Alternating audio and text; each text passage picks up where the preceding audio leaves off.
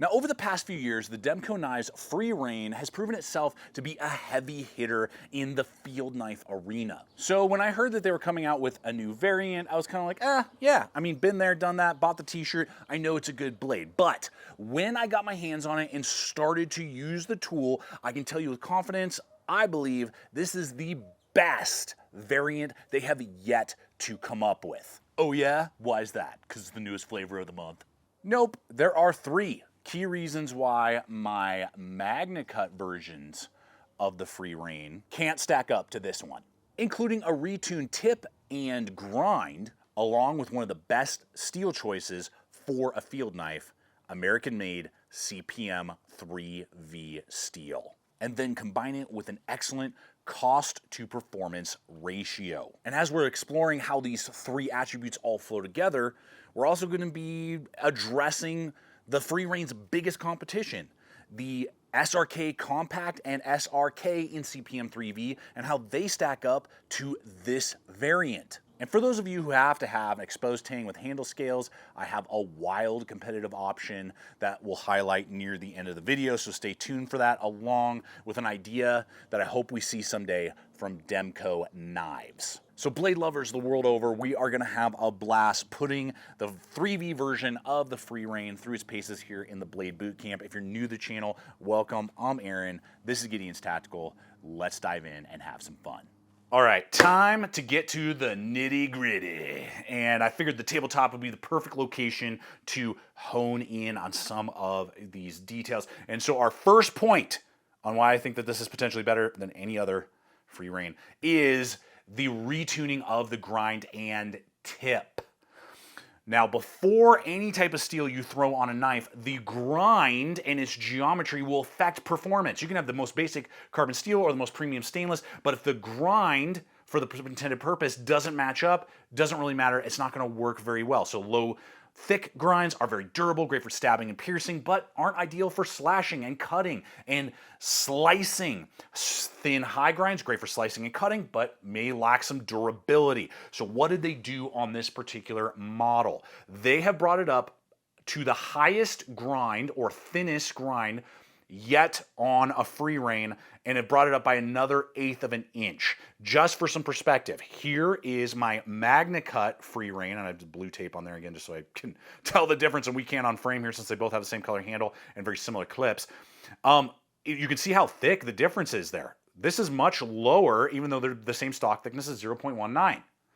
So what does that mean? It means that the 3V version is actually the best set up geometrically for what a knife is originally intended to do, which is cut, slice.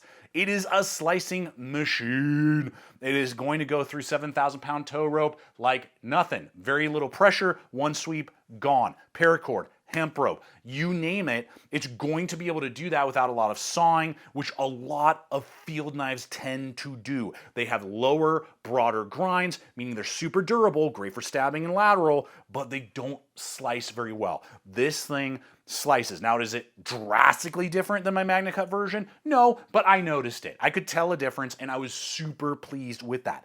So add in tandem to that the tip.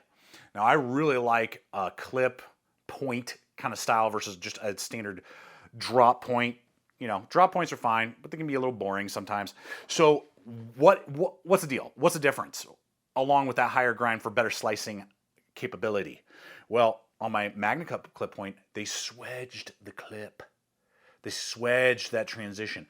Very aggressive, super cool, aggressive stance, great for piercing. Downside, it's a thinner stock back here.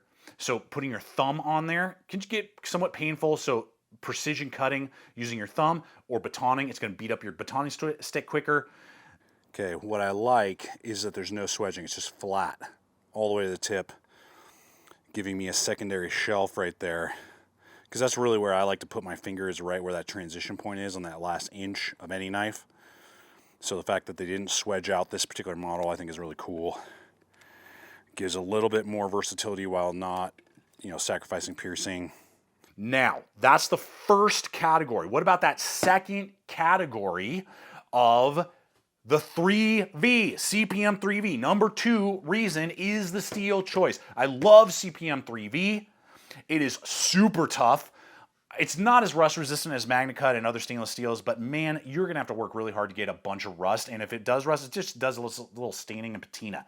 And the durability of 3V is just so impressive. You can pound with it, stabbing lateral with this type of somewhat thinner tip. And that's why they can bring the grind up higher. The durability is there. It's not going to have issues when you start wailing on a FreeReign with this steel. Then you're gonna get definitely better wear resistance than 1095s and 5160s and some of these other tool steel impact steels that are out there. Now it's not gonna hold its edge like MagnaCut, but maintaining it is gonna be noticeably easier on a field kit like this for a week out in the bush than it will be with the MagnaCut. MagnaCut isn't as hard as you might think, but 3V is just easier. So yeah, I love 3V, giving us the best blend of both worlds. I want to know from you guys, what do you think about the 3V choice? Is that a good choice? Do you want to see more knives in 3V, or are you a MagnaCut aficionado and you prefer MagnaCut steels in your rotation? Okay, so final piece of the puzzle before we start looking at competitive options, how it sticks up to other stuff, things like that. I'll dive into a few other details as well, ergonomics and things, is value. The 3V also, the third piece of that trifecta stool, is the price. 3V is just cheaper currently than MagnaCut. So we're still getting American-made blade with excellent tough steel that really is a workhorse, great for field knives.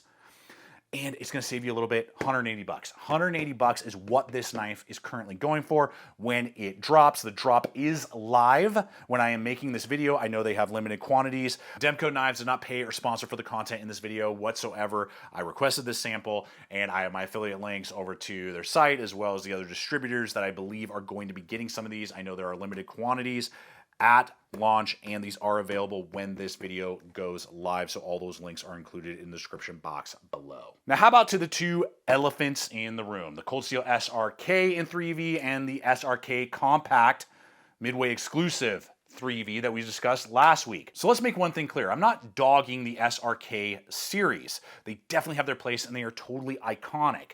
But as I stated in the compact video last week, I do not carry the SRK series very often for some design preferences that they do not bring to the table that I feel like, especially this 3V version with some of these changes and differences, is able to provide for me, that these two other ones cannot do. So where does the SRK win? Well, value is absolutely there. Taiwanese made, so that helps bring down the cost some.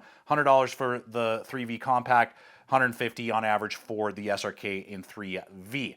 So you're gonna be able to save a little bit, which is great. But where does cost cutting start to affect performance? And the breakdown comes in three forms. The Demko sheath, though it looks like a brick, the materials and design is actually far superior to what you're gonna get on a Cold Steel Securex. And then when we look at the handle ergonomics, we're looking at a broader, fuller handle than what you get on the Compact.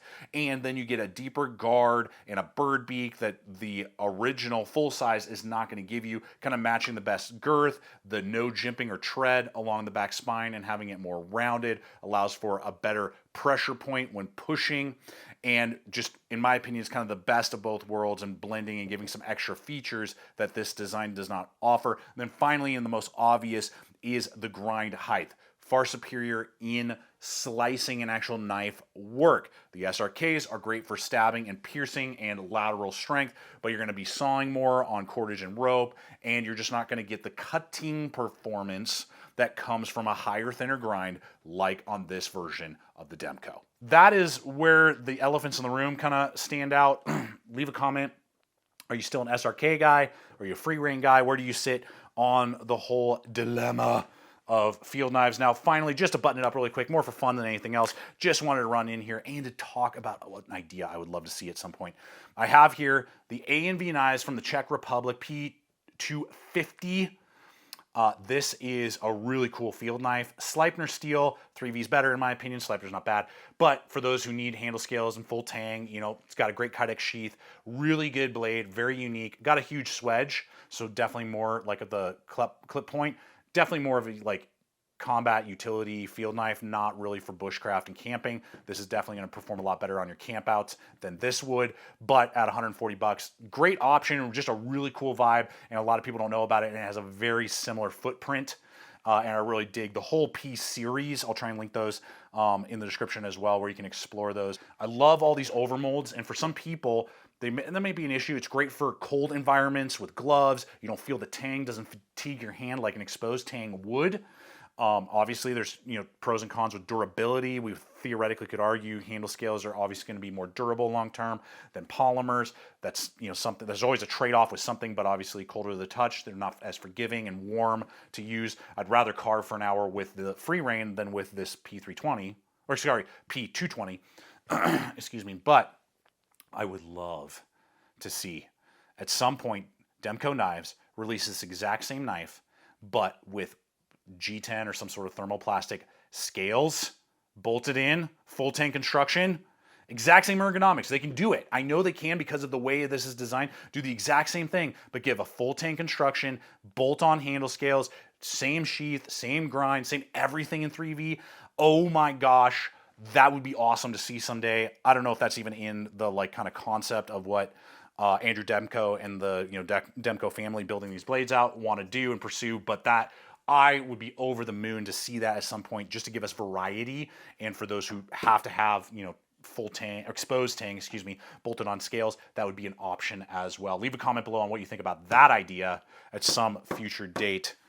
Man, let's start a petition. Let's get some of those at some point. Oh my gosh, that'd be so sick. Anyway, guys, there it is, the FreeReign in 3V, the 3 reasons why I think it is, I'm going to say it, the best version so far to date. Would love to know your guys' thoughts. Appreciate you hanging with me today. Subscribe if you haven't. Until next time, always remember, stay equipped, stay prepared. See you out there.